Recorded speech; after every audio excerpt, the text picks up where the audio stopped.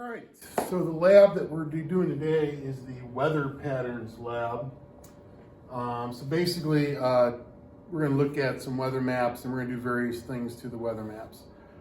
So how this will work is I'll show you what to do for the weather map, and I'll do like the first few little parts to kind of give you an idea. Then you have to do the rest of the map on your own. Then each map has questions that go with it. All right, so first off, first map.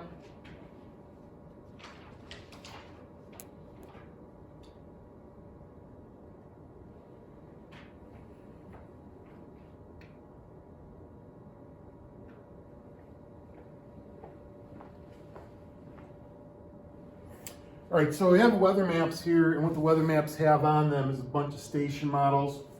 So for example, Calgary right there, the 30 is the degrees Fahrenheit. The 140 is an abbreviation. It tells me the air pressure. The little shaft tells me what direction the wind's coming from. So for Calgary, the wind's coming from this way, blowing that way. Then how much that circle's filled in tells me how cloudy it is. So in Calgary, that was half filled in. That means the sky's 50% cloudy. All right, so each map, we're going to focus on a different part of the station model. And the first map, what we're going to look at is temperatures. And what we're going to draw on this map is something called isotherms. Now, an iso line is the generic term for a line connecting points of equal value. There's specific types of iso lines depending on what that value is. So if I'm connecting points of equal temperatures, the iso line is more specifically called an isotherm. Now on this map, what we're going to do is we're going to draw isotherms with an interval of 10. So that'd be like 10, 20, 30, 40. And whenever I draw iso lines, it's usually easiest to find the lowest value and work up, or the highest value and work down. So looking on this map right now, I see the lowest value for temperature I see is Winnipeg right there. So going from 20, which is 27 degrees. So going from 27 up, the first interval of 10 I'm going to encounter is 30. So I'm going to draw the 30 and the 40 line for you to show you how to do it. And then the rest of the map you'd have to do on your own.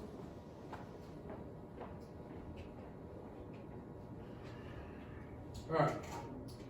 So here's 30 in Calgary right there, all right? So if I'm drawing the 30 line, any point on that line has to be exactly 30. Otherwise, it would just, it's just gonna separate things that are above 30 from things that are under 30. So there's Calgary right there. There's a 30 in Bismarck.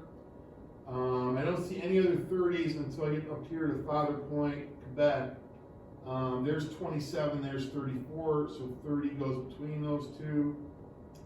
And I'm going to connect like that. So there's my 30 line. I want to label that 30. All right. Next line I'm going to draw is a 40 line. All right, so there's a 40 in Seattle, a 40 in Butte. There's a 40 right there.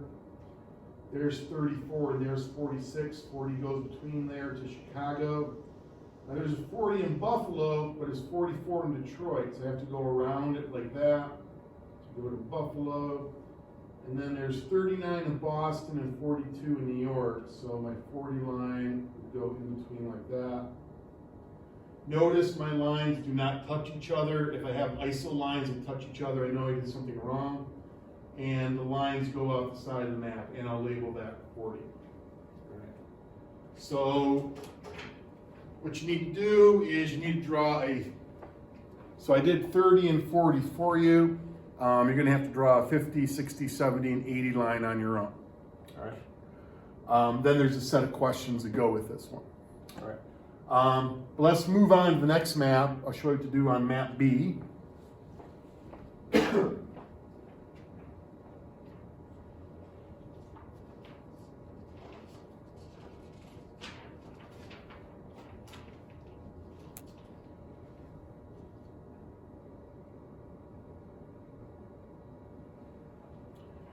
All right, map B, what we have to do is we're going to be drawing isobars.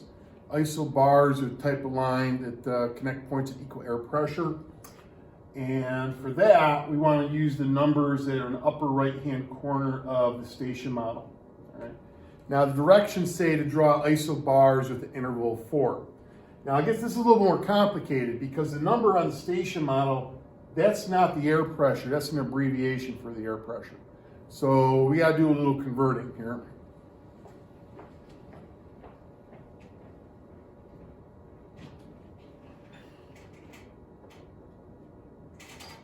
All right, so let's say I was going to start with 1,000.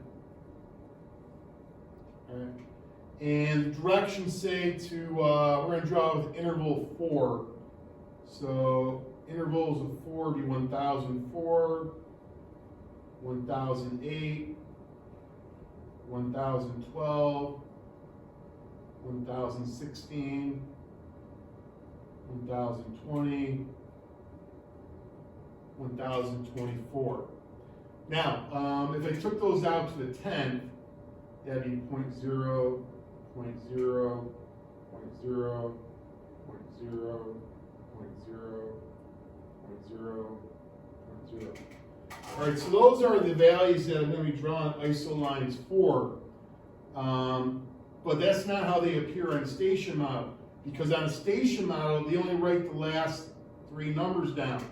So if this is the air pressure, how that's going to appear on a station model is 2,4 up. If that's the air pressure, that's how that's going to appear in the station model. That's how that's going to appear in the station model. That's how that's going to appear in the station model. That's how that's going to appear in the station model. That's how that's going to appear in the station model. And actually, there's nothing that's 1,000, so you don't have to worry about that one. All right, so we're going to draw ISO bars for these values, but the numbers we're looking for are these numbers right there.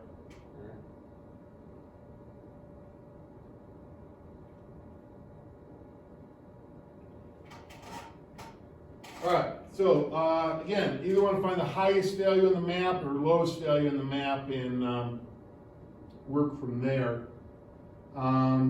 So looking for the highest value on the map, I see the 250 there in Salt Lake City. So I'm going to go from 250 down. The first line that down from that would be 240. Now, I don't see any 240s on there, but I can still draw my 240 line because 240 goes between 200 and 250. So my 240 line will go around like that.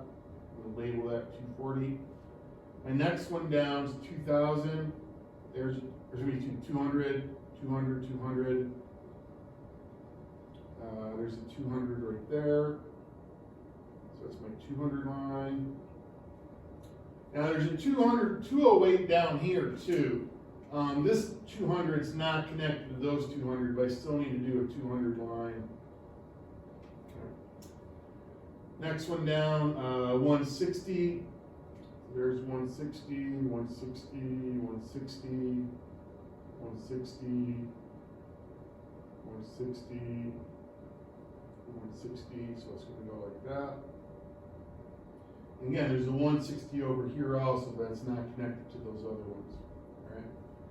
I'll do one more line for you. I'll do the 120s. There's 120, 120, 120, 120. 120s, going to go between those two to 120, to New York, to Montreal, and then over. All right, so label that 120. So you're going to have to draw the 080 and the 040 on your own. All right, so there's 2 more on there. Okay. Now, once you have all your ISO lines drawn, what you want to do is you want to put a big H on the map where the center high pressure is. That's where the highest air pressure is. So the highest air pressure is right here in Salt Lake City. So I'm going to put an H right there. That's the center of the high. And then once you have the rest of your ISO lines drawn, wherever the center of low pressure is, where the lowest pressure, you're going to put a big L where the lowest pressure is, just like I put a big H where the highest pressure was right there. All right, so that's all you got to do for this map. right? So then there's a set of questions that go with this map. All right, moving on to map 3, map C.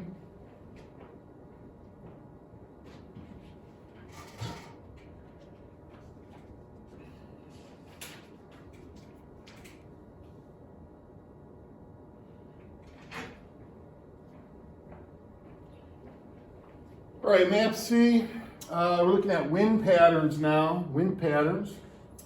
So remember that with the station model, the little shaft always points the direction the wind's coming from. If there is no shaft, like Salt Lake City, that means there's no wind, so the air is calm there. Right? But if there is a wind, the shaft points the direction that the wind's coming from.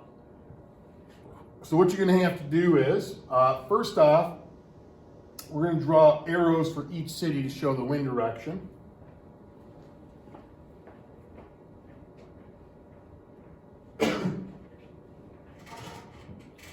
All right, so for Butte, the wind comes from this way, blowing that way. Calgary, it's coming from going like that. For Seattle, it's going like that. It's going like that.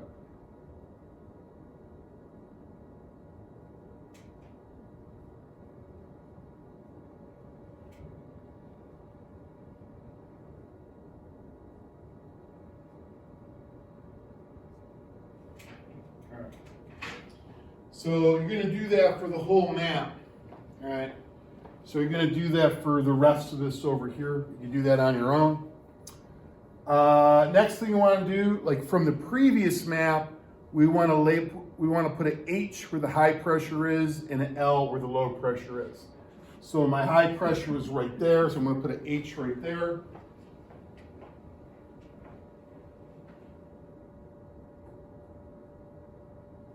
All right.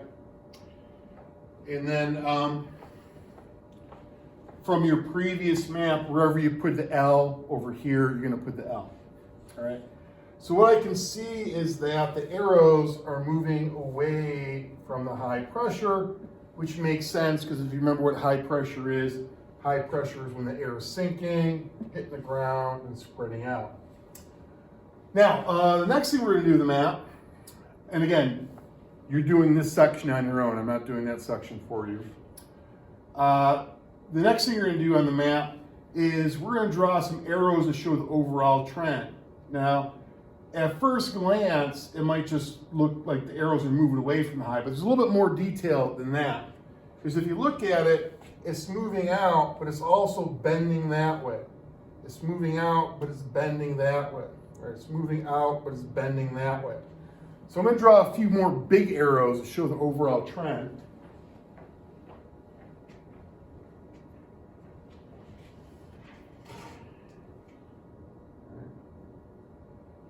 So the overall trend, we're on the high, it's like that. Over here, it's kind of doing that. Here it's kind of doing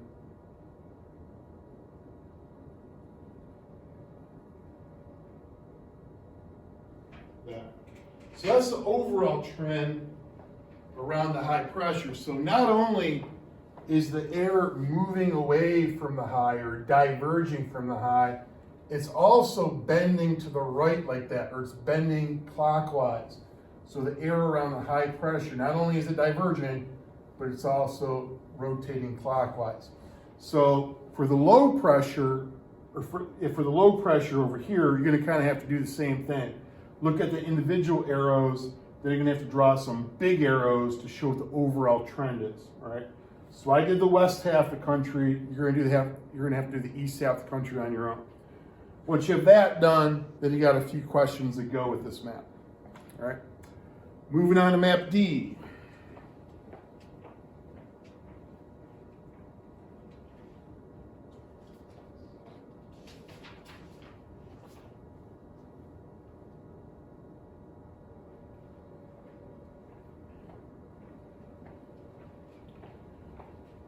All right, map D looks at precipitation patterns.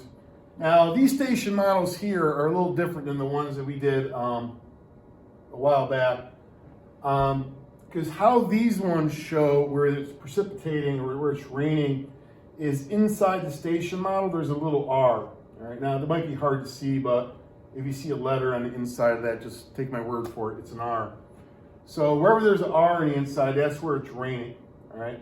And if it's raining, you can just assume that the sky's overcast. All right, so what we want to do first off in this map is that we want to kind of shade in the area where it's raining, all right? So we're going to connect the locations where it's raining. So just kind of follow along here.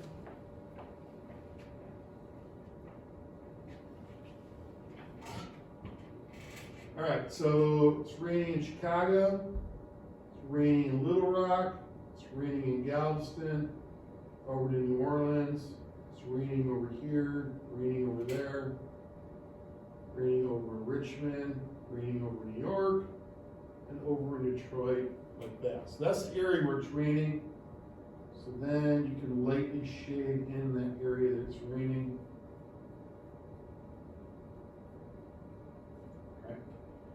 Now, from the previous maps, you should know that, again, the high pressure is over here in Salt Lake City and the low pressure is over here, this location. So you should see that the rain is associated with low pressure. The rain's near the low pressure.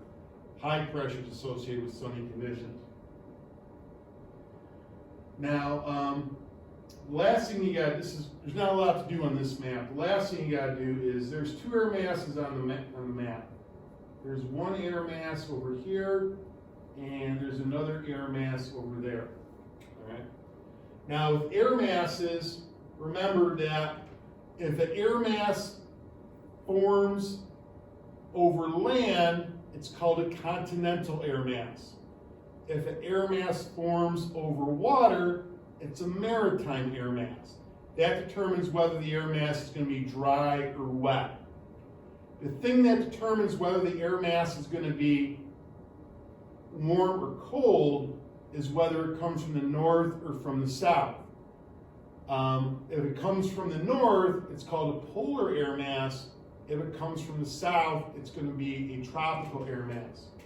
So, of the four main types of air masses, right, we have maritime polar, continental tropical, continental polar, and maritime tropical. What you have to do on this map is you have to label which one of these four guys belongs right there and which one of these four guys belongs right there. So again, the C's means it's continental, it forms on land. The M's means it's maritime, it forms in the water. The T's stand for tropical, means it comes from the south. The P's stand for polar, it means it comes from the north. So you have to figure out which one of these four goes right there and label it, then which one of these four goes right there and label that. And then once you have that done, then you just answer the questions for this map.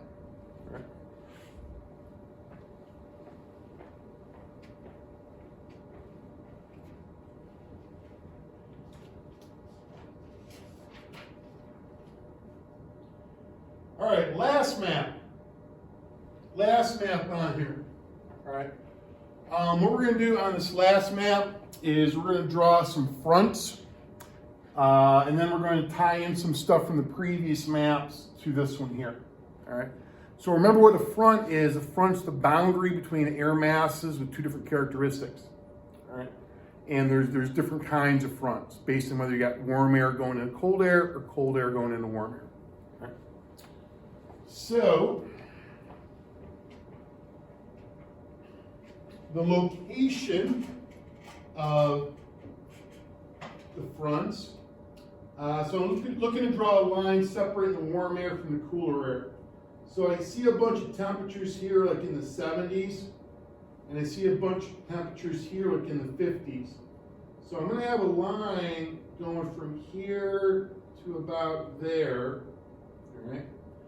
Now the other place where there's a front is here. I got a bunch of temperatures in the 40s. Here I got a bunch of temperatures in the 70s. So I'm going to draw a line separating them just like that. All right. So that's the location of my two fronts. All right. Now I'm going to do one of the fronts for you, and then the other one you're going to have to do on your own. All right. So here's the front right there, and I look at the little shafts. The little shafts are pointing that way. That means the air is coming from this way, blowing that way. So the 50s are going into the 70s.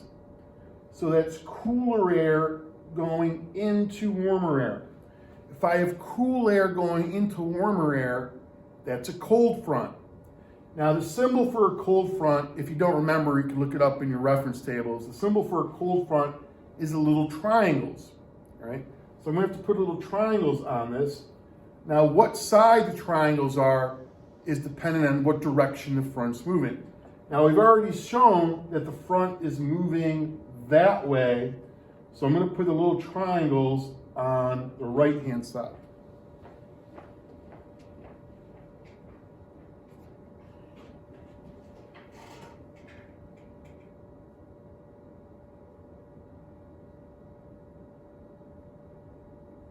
I'm going to darken that in.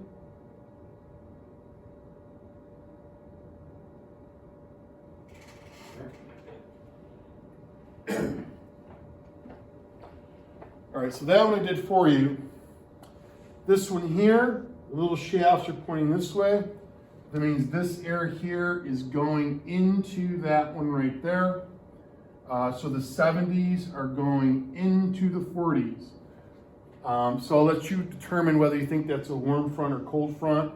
And also, once you figure out what kind of front it is, you got to put the proper symbols on there and on the proper side too. All right. So I have 70s going into 40s. So you got to figure out whether it's a warm front or cold front, and then you got to figure out whether I'm going to put symbols in the top or the bottom. All right. So that's the first thing I'm doing to this map. Now the next couple things I'm going to do to this map is just take stuff from previous maps and put it on here.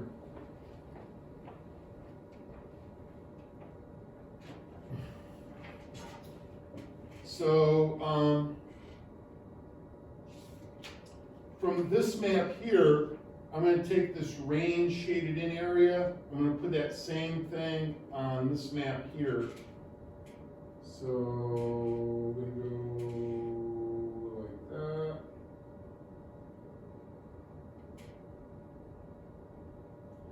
I'm going to lightly shade that.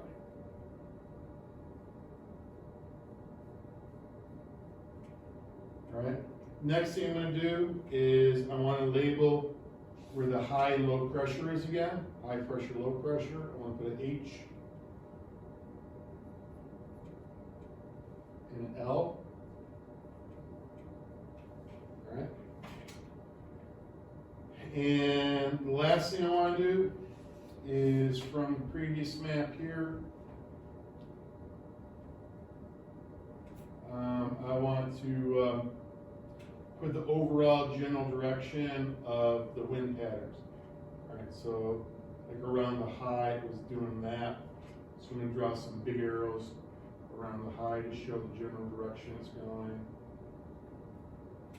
So you want to draw the arrows that you drew around the low, you want to draw those around the low pressure center as well. Okay. So you need to draw the arrows on your own. I'm not doing it for you. All right, so once you got that done, then you can just answer the questions based on the map. All right. All right, so that's how you do the various weather maps. You just have to answer the questions that goes with this. All right, that is that.